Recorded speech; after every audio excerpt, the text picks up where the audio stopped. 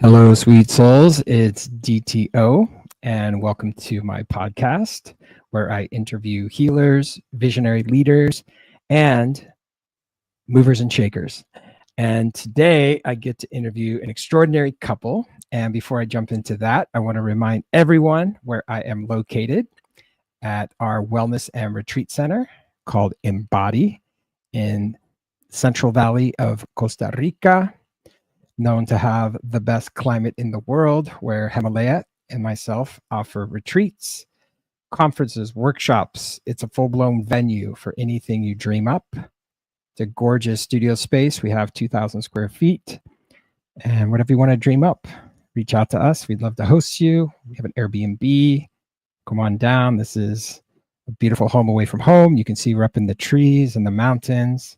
Recently, we put in a gorgeous saltwater swimming pool. So if anyone is interested, simply go to embodycostarica.com. And I am live streaming this podcast underneath our yogashala.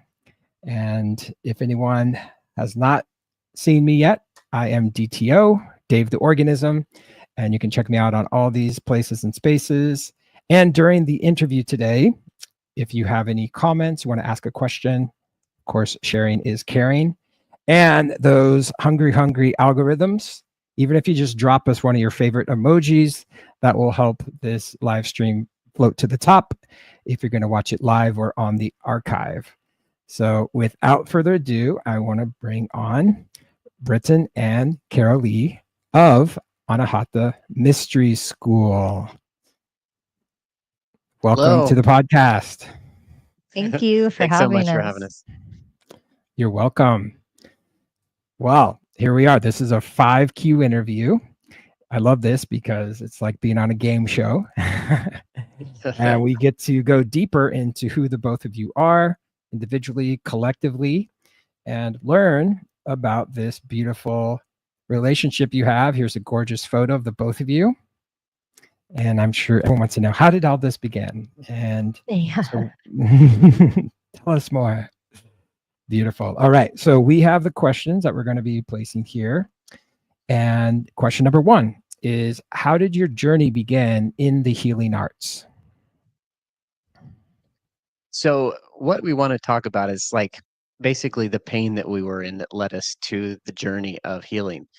And we grew up as sixth generation Mormons, and we were married and raised our first three children in the church, Mormonism. And we were navigating and basically threatened our relationship, or was threatened by infidelity. And it was a very difficult time for us. And so we kind of went through the church's pattern of healing that particular thing. And after a year-long process with the church, we realized that it wasn't offering us the healing that we needed. And so what really kind of began the journey was actually a psilocybin ceremony that we did together in November of 2019. And the very next day after that beautiful journey, which opened our minds so greatly, we went to church because we had some commitments. And we realized at that moment that church was, for us, we were seeing the indoctrination of our children. And it was a very powerful contrast that we had never experienced before under the influence of magic mushrooms.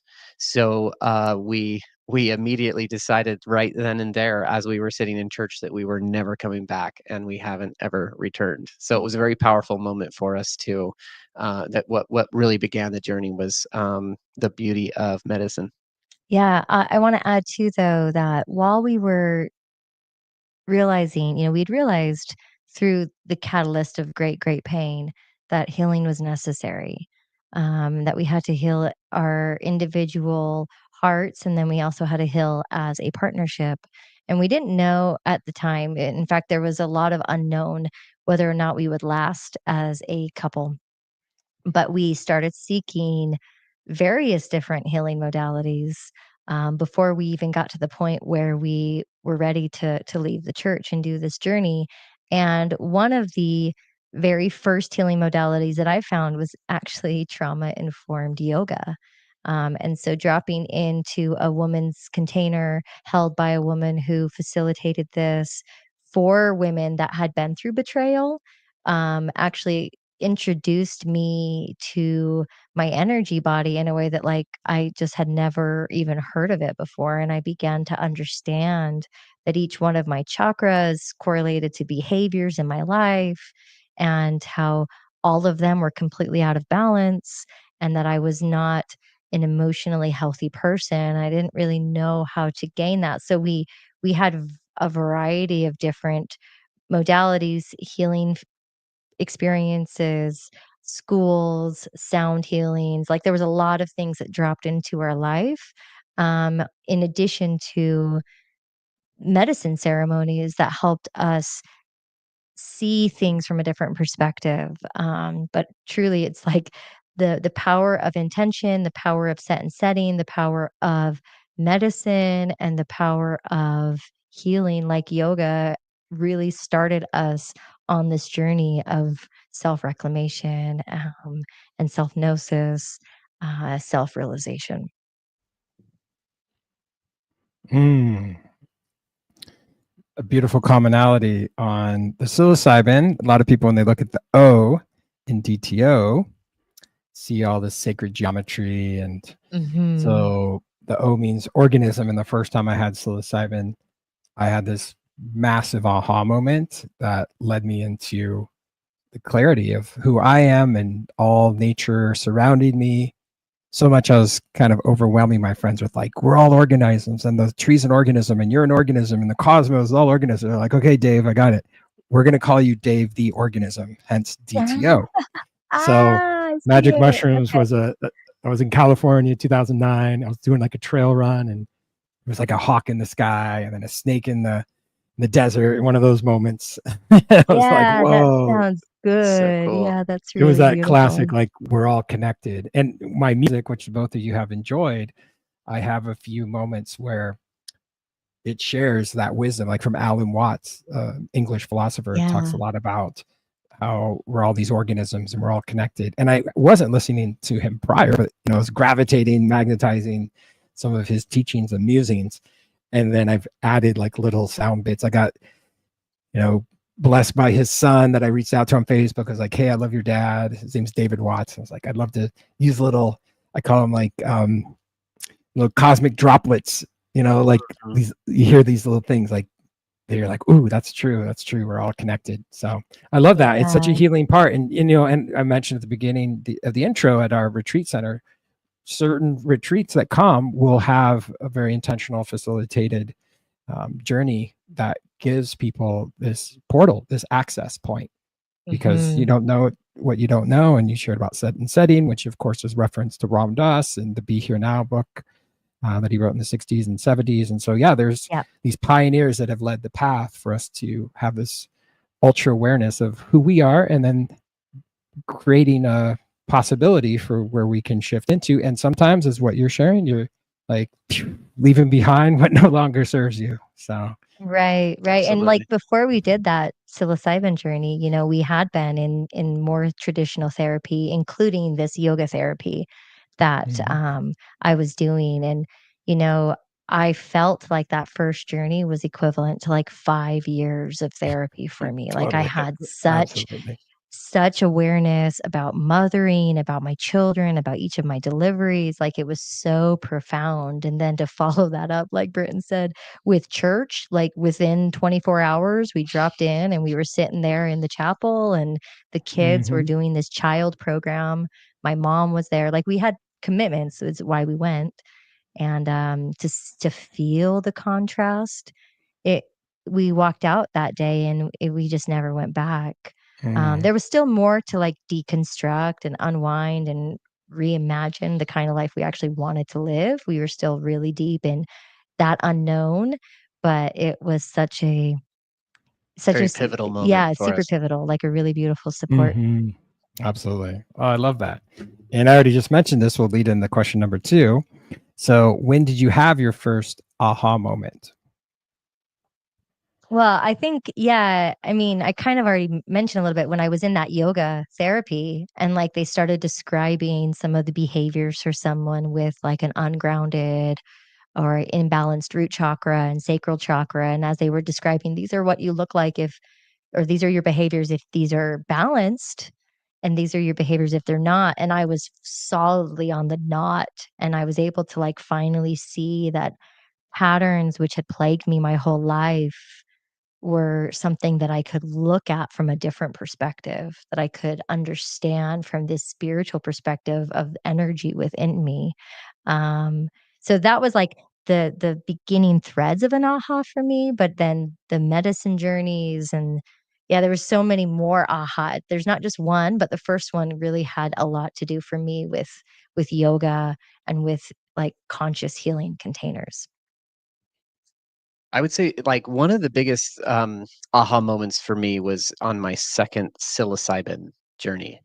And we had decided, it was actually just about a month after. So we had just left the church and we were up in Park City and had this moment where we were going to be away from the kids for a couple of days. And I was like, hey, why don't we do another journey together? And she was like, okay.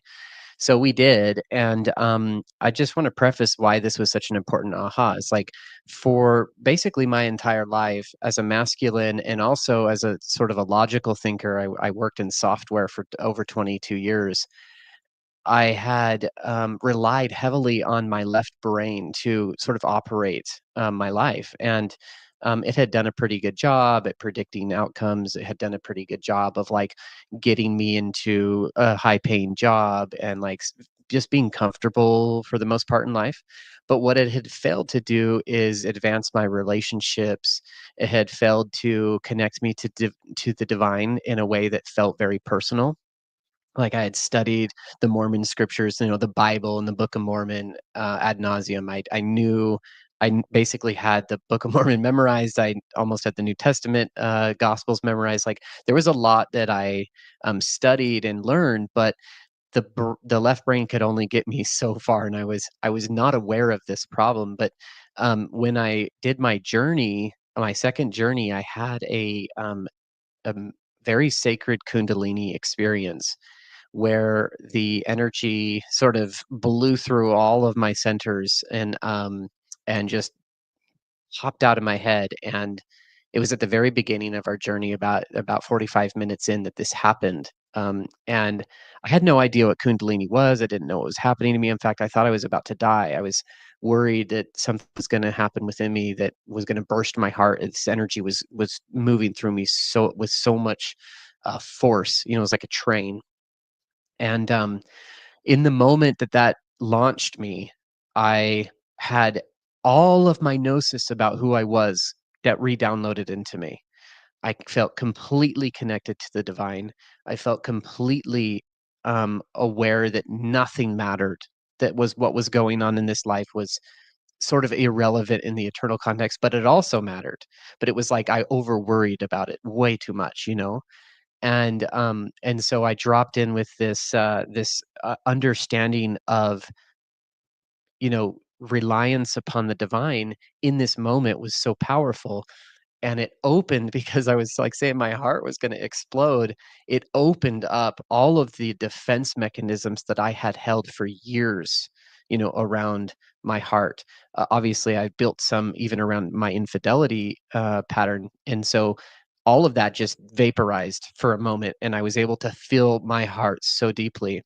And so my aha after all of that, after I came down and after I experienced the integration was, oh, actually, I can let my heart lead my life and I can let my heart lead the choices in my life. And I can rely on it as a guiding force instead of like logic and reason. And I haven't stopped since that moment. I really stepped into it. It was a conscious decision. You know what, left brain, you've been doing this for so long, and I'm going to let the heart lead and we'll see where I go. And here I am. So I'm much happier. Yeah, get in the back seat. Exactly.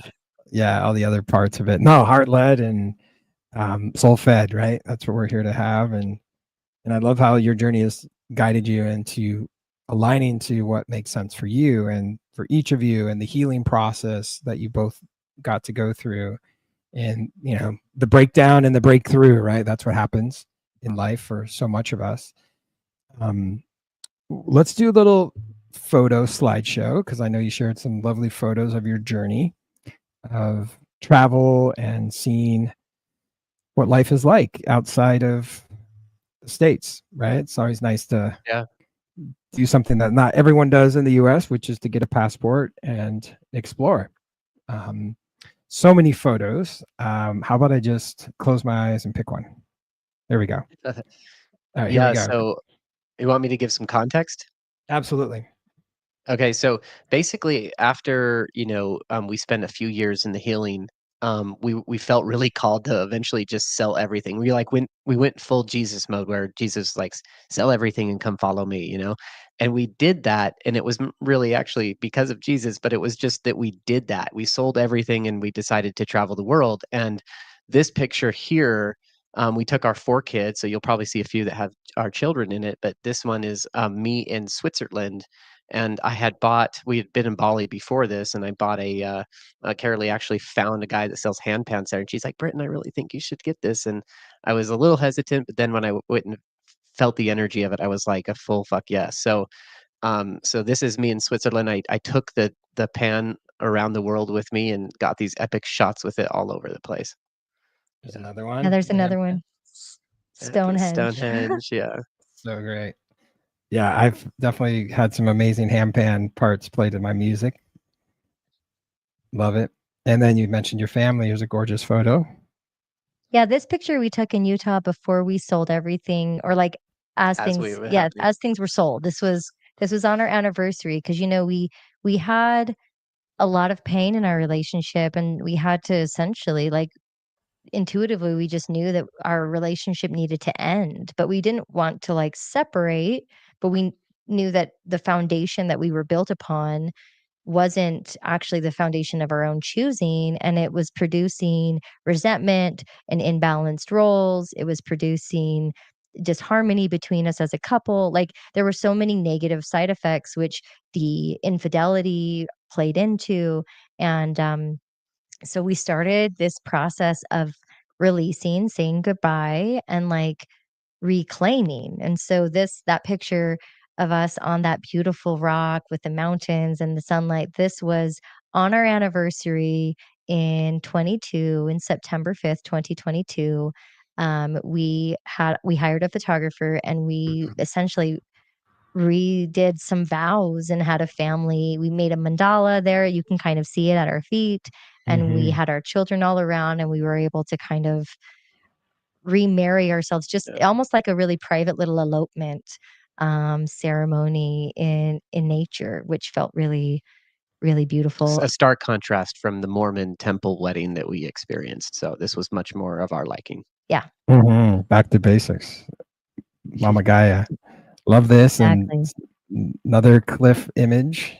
Gorgeous. Yeah, so this one was when we were living in Ireland. We spent 6 weeks in the summer of 23 living in Ireland, and I had this dream to dress Britain up, like, kind of inspired by Outlander, and, like, to embody this sort of witchy druid energy, and we hired a photographer and did this incredible session on the Super cliffs. magical Yes. story at the Cliffs of Moher there about how we were left alone and had such a beautiful connective moment there on the cliffs that are normally populated by so many people.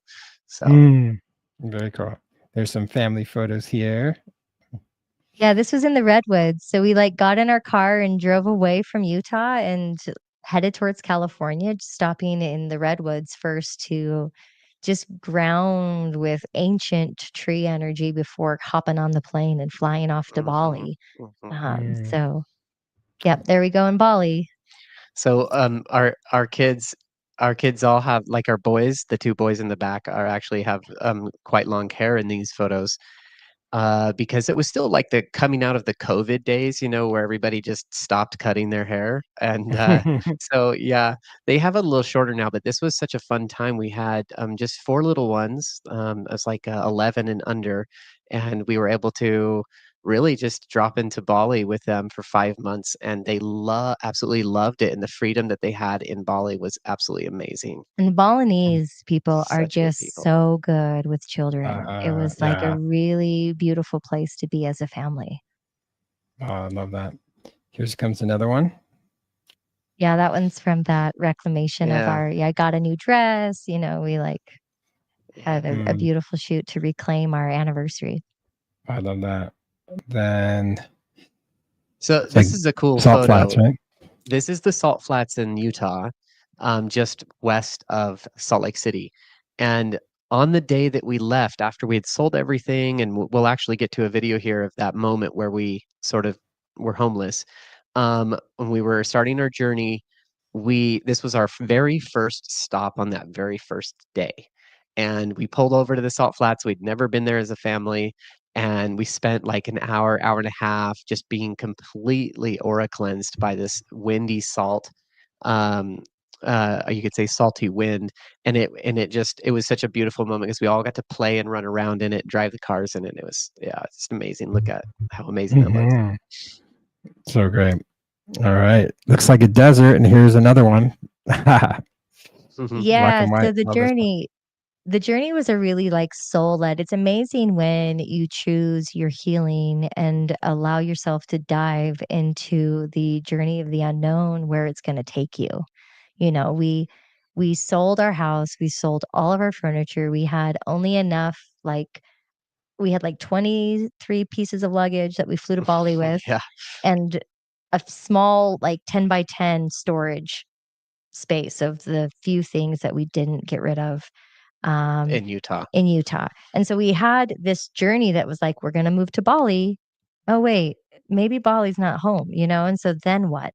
And that evolved into a sacred pilgrimage, actually, where we felt called to go to France and connect with the Mary Magdalene lineage, the Rose lineage that has a lot of presence there, especially in the south of France. And then we were called, you already saw the images from Ireland. Like we have ancestral lineage in Ireland, but also a spiritual lineage um, that's there too in the Celtic way of being and the will of the year. And so we really needed to connect with the land and with the sacred waters.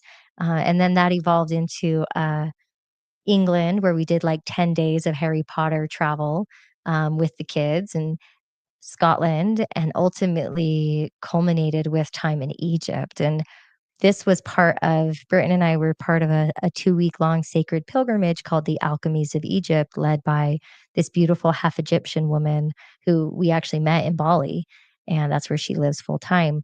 But we had just had a sacred ceremony at the Sphinx at sunrise, like before sunrise. We were there, private access at the feet of the Sphinx, guided in this beautiful meditation around the fall equinox. That's when the alignment of the sun rises from the pause. If you're standing in front of the Sphinx and looking out, you'll see the sun rise right in alignment. It was Mm, so magical. Yeah. And these other images are from sacred temples while we were there too. It mm, was really profound to be traveling as sacred pilgrims, but also as parents. It's Truly. a mhm. really beautiful combination of energies. Amazing. Well, let's watch the video from Egypt. Cool.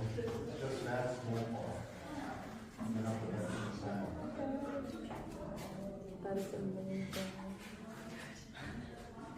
Yes. Wow.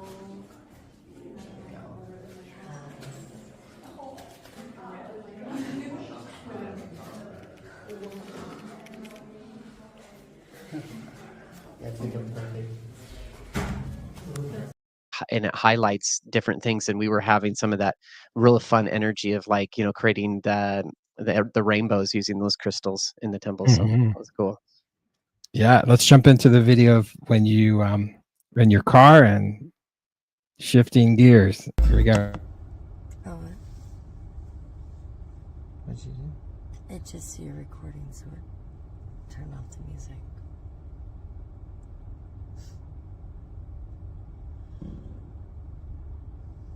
It's 3:56 a.m. officially homeless. Mm.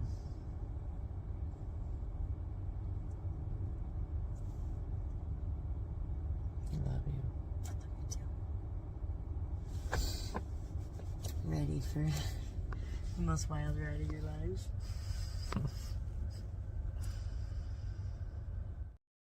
Yeah, we didn't know what was coming in front of us, to be honest, at all. We had zero idea where we were going to be taking. Seeing that video makes me emotional because it was absolutely a wild journey, and we we were totally led, every step of the way, and how our life evolved over the next 18 months through that journey around the world was truly magical. Mm. Yes, ready for the magic, the unknown, right? Mhm. Yeah. Beautiful. Okay, so let's jump into question number 4, which has to do with, or actually, we're in question 3. We're moving right along. Okay, so why is it important to teach others? Like, where in this journey that you have taken and grown and had these extraordinary life experiences, at what point did you feel like you're not going to just be a hoarder and keep all this information and wisdom to yourself? When were you like, wow, we get to share this with others? I will say that there's been tidbits all along the way that have dropped into us and said, "You're going to be doing this. You're going to be doing this." Like as soon as we left the Mormon Church, there was like this gap of unknown that lasted for about a year and a half. And then as we started to realize that healing was taking place and we had acquired the tools and knowledge to do the healing, it was clear what was sort of coming in was like these ideas of the potential of the future. And I would say that, what that evolved into and why we're actually feel it is important to share our message is it evolved into a gnosis of how to navigate the shadow work using the cycles of the moon. And and so we've developed this process, that we can talk about later. But basically, it's important for us because it's not even that's I don't even know if that's the right question. The real question or the real energy that I'm drawn to is just that that's what my calling is. That's what I feel told to. That's what spirit is asking of me. And honestly, when you step into the unknown and you allow spirit to guide your life and you start shedding all the layers of identity that you've put on, what you'll realize is that you are here to do a work of your own of some kind all along. And so I feel it's important to step into that role because that's my destiny. That is my um, that is the reason I came here to live on this planet at this time. So yeah, that's how I would answer that question. Yeah. And, ditto to everything he said. But also, I want to add, kind of like going back to what I said about our very first psilocybin journey, how it was like 5 years of therapy in an afternoon.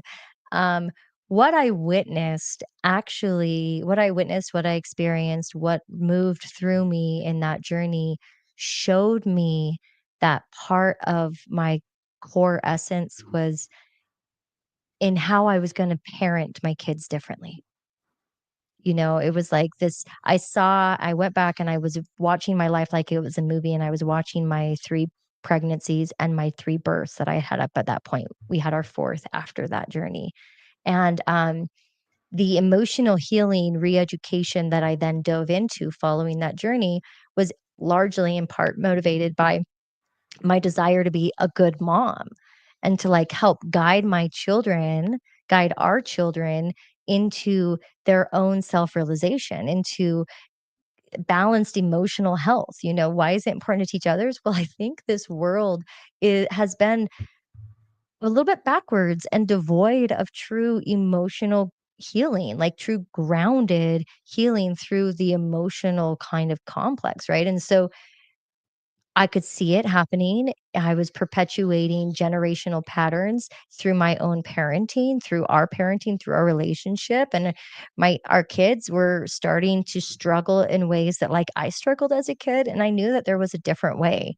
I knew there had to be a better way, a way for us to be happier and balanced and emotionally competent. And so we began to find programs. I actually spent all of 2020 at a school in Linden, Utah called the Institute of Healing Arts that taught this process that incorporated some really deep inner child healing.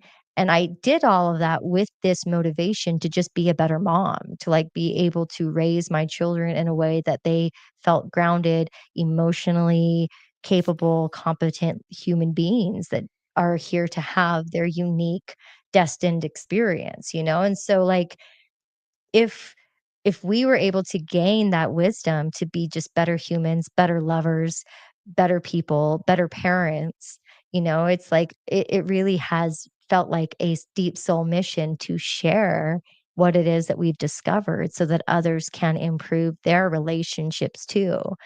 Like we are humans having this incredible experience, and a huge part of the experience is the relationships that we have with others. Are we doing those relationships justice? Are we doing the relationship with ourself justice? Like, there are magical tools that we can use to enhance this experience and find our divinity. And that's a gift that's not just for me, it's like for everyone. And so, you know, we found that pathway and we're just really excited to share one way up the mountain. You know, there's so many different avenues, so many different healing modalities. And it's important for all of us to just speak and be vulnerable and share what has worked, what didn't work, and why we're all here to elevate ourselves together in love. It's like Ram Dass, right? We're all walking each other home, and Yeah. that's what Carolee and I feel about it. It's like we're here to be part of that experience. Absolutely. All right. Question 4 here is, what is your latest project? What are you sharing with the world? I know that, as you can see the scroller below here, the Anahata Mystery School, and you have this beautiful location. So yeah, let Yeah. us know what you've been up to and how people can work with you and connect with you. Yeah. So basically, what Carolee and I have is a vision to turn this. We have this large acreage that we've landed on here into a retreat center where people can come and receive instruction and be healed by the land. The land has incredible natural energies that everyone that comes here um, feels and is changed by. And I would say that a lot of the community here in the Boulder and Lyons area of Colorado, this place is notorious. Many people have actually known about this area and wanted to turn it into a center like this, but haven't been able to do it. So we're very excited about our opportunity to do that. And there's a lot to look at on that image. But what we're writing right now is a book called Ritual Shadow Work, and in that we will be detailing of how we basically healed and transcended infidelity and continued our healing work continually through all of our journey. You know, like we kind of came across it early on in the first year and a half, and then we've adapted it and built it into what it is today, which we call ritual shadow work. And it's a very potent process that involves basically working with the moon cycles, doing shadow work, and sacred sexuality as a couple. Now that can be done, you know, without being in a couple, but the intersection of all of that, which we call the heart-centered intersection of spirituality and sexuality. You know, shadow work is spiritual work.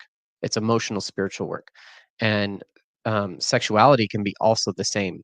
And so when we combine those two and actually work with the power of the moon, the celestial objects in the sky, there is great amplification in the work that we do in our shadow work. So it's very, very powerful. So that's coming. That's our current project. It's coming forth real soon. We should have it out probably in the next 90 to 100 days is what we're hoping. Have that book ready to go. And so yeah, Wonderful. that's our Here's an project. You want to add image. anything to that? Yeah. So we have some really sexy photos because like as we you know, healing from infidelity, a lot of that rooted in not having the sexual connection. It was a lot of emotional connection and spiritual connection too, but there was this lack of sexual connection big time in our marriage. man has that flipped, and we've discovered how basically why it was missing.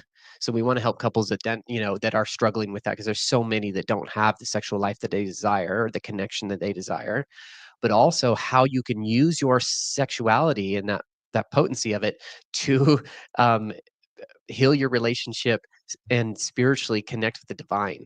So it's it's a very fun intersection of two things. Yeah, it was a process that came to us really kind of, I mean, really intuitively. Like we began to just connect with the lunar cycles through self-care baths. I mean, it's as simple as that. Like I started taking a bath and it was like, oh, the moon's full today. I'm going to take a full moon bath. Oh, it's a new moon. I'll take a new moon bath. Oh, it's in the spring. It's spring moon bath, and um, now what we are writing and teaching is actually a lot more detailed into the moon phase, aligning with what astrological sign it's in, aligning with what the energies are saying about you individually and us as a collective, and like how to do shadow work with the moon as like this gentle illuminating factor, this goddess mother moon kind of energy that holds us through what we're discovering about ourselves, and discovering a way to find our radical honesty, and then moving in through the ritual of self-discovery with that moon as a guide, with other astrological elements as a guide, to then can also really lead into manifestation. We're here on this beautiful property in Colorado, having never lived in Colorado before. And we began to have this idea of where we wanted to land with our family while we were in Egypt. And it was a true manifestation that we did in alignment with these lunar cycles. So what we're teaching and what we're coaching people through is something that we've been literally practicing in the magical realms, you can say, for several years now, and it's had profound effects. Like before we really began our healing, we had so much shame about our bodies. We had shame about our sex. I actually didn't have embodiment at all. Like there was a lot of It's like being, zero desire. yeah, it was turned off. There was this major block. I had significant trauma and from my childhood, the trauma of a deep patriarchal kind of shame focused culture that said basically before marriage it was like no, no, no, nothing of that nature, and then I'm supposed to all of a sudden flip this coin and be like this sexy woman, and I had no real education on that, and we've been able to, I mean, so much of our life before, I call it my past life and this life. It's such a stark difference of who I am now and who I was then. And it's just been a beautiful becoming. Like we really can become the best, highest aligned versions of ourselves. And when you can do that in a sacred partnership, it's so powerful. And not everyone has a partner to do this work with, so it can be done on your own. But like, we love being able to do it together, and we have such trust in our partnership now. We also like, I used to have PTSD and like betrayal trauma effects in my somatic system. I don't have any of that anymore. Like, we've really seen how powerful healing, when you really go all in on it, can be. And so we're just also really excited to like offer this alignment to the world. Like everybody has a unique blueprint. Like it's so cool when you figure it out. Fantastic. Yes. Liberation, self-expression. I'm all for it. All right. Well, thank you so much for the beautiful responses to our 4 of the 5 questions. So let's jump into our closing opportunity, which is for you to share any final words, advice, or wisdom, as well as perhaps an invitation for anyone out there that's watching that would love to connect with you. Yeah, thank you. Yeah, so I would just say, and I say this a lot because this is a common question that we are asked in the podcasts that we've been guests on. Um, the most important thing that anybody could do for their life and for the world is to actually focus on themselves and to do the inner work. And so, like, very passionate about the inner work and doing shadow work.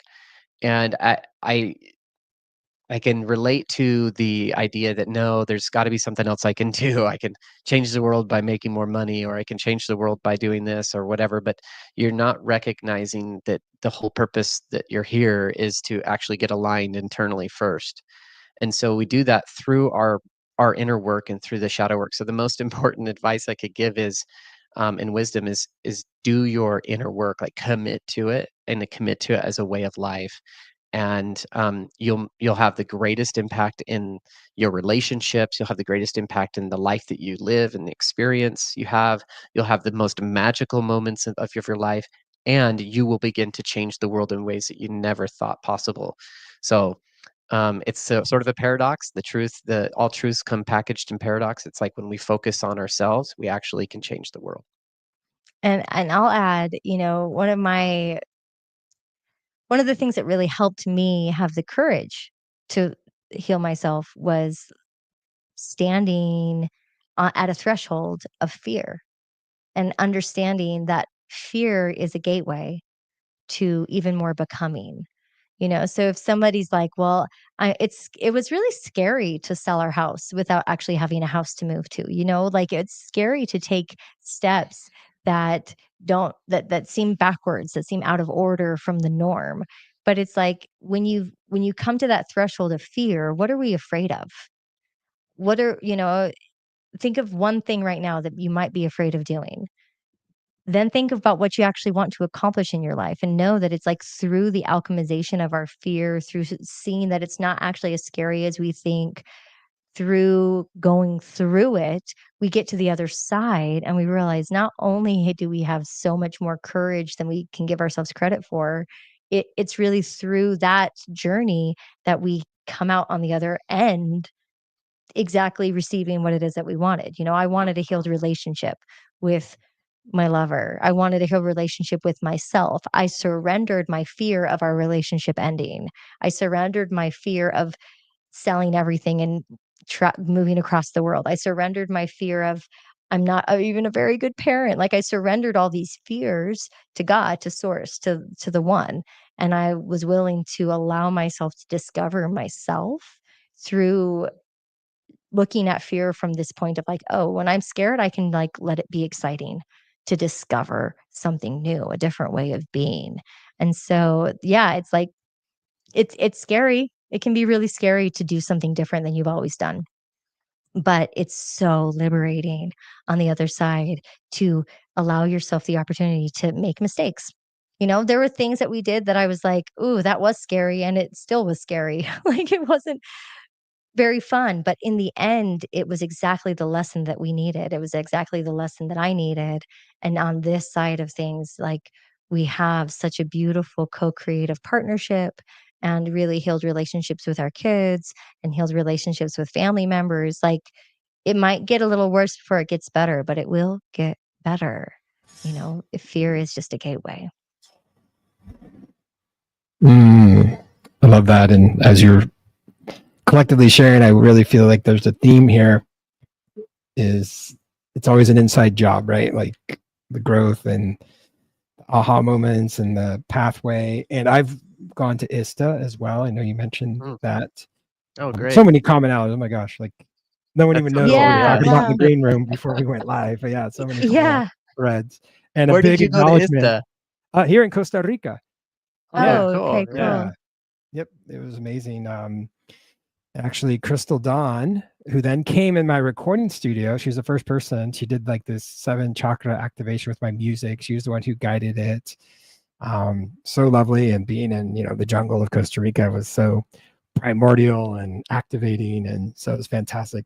I do want to make a acknowledgement to Erica for introducing us. Erika, muchísimas gracias. Mi gente latina.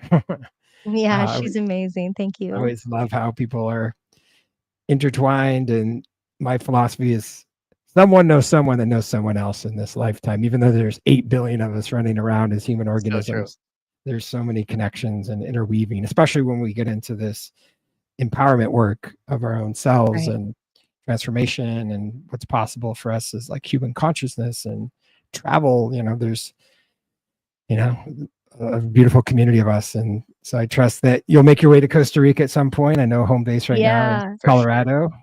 I appreciate you having the courageousness to, for sure, like share about, your departure from how you were raised. And it's really scary, right? Because you have people that, and what you were sharing, Carolee, around like getting away from the fear and the anxiety and the stress that could be there. But like, no matter what, like, I think that's one of the best, pieces of advice and wisdom here is just keep moving forward.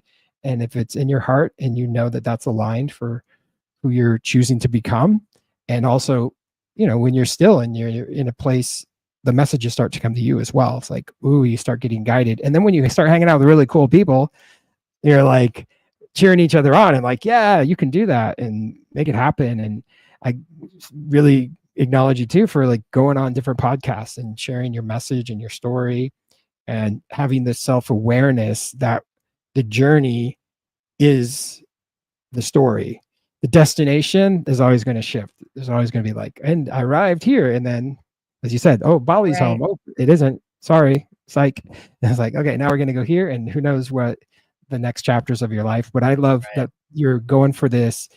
And it's truly extraordinary in my lifetime, because the old story was, especially when you have children, someday when you're 65 and the kids are off to college, then you'll go and live your life and see the world and travel. And what I've witnessed in Costa Rica, there's so many families that are flipping the script and saying, I want to come to a positive energy and find a new pathway or find a beautiful piece of land like you have in Colorado, and like flip the script a little bit in order that your kids have the ability to be connected to nature and with community in a way where you're creating fresh rituals of how to remember who we are as a soul. So that's super powerful. And I see you, I witnessed that in you. And because that, yeah, some people are stopped because of that. Wouldn't you agree? A lot of people are like, oh, I don't know, the kids are doing this. Well, we, on that topic, right? Like our kids were in competitive soccer, competitive dance, like all these different activities. There were all these different things that were really part of the cultural, like normal program that we had to stop and disconnect from. And there was fear in that. Like, is this the right thing to do for our kids? And ultimately, like, it was more than the right thing to do for our kids. It was Absolutely. not easy by any means, but like life everywhere is not easy. So I was like, True. I might as well be in a really beautiful place going through the same struggles that I would have been in the old place that I was in. But it has proven to be fundamentally like transformative for our kids, and who they are as incredibly powerful beings that are, a lot more rooted in nature and in spirit and in that connection than I could have even imagined. And um, right now, the kids are in these different, very aligned programs. But even then, sometimes our kids are like, we just want to be home. And I love that as a mom to have my kids just want to be home with me and this connected family that we have. It's really like everything I always dreamed of, and a very healed version of what I dreamed of having my family life be like.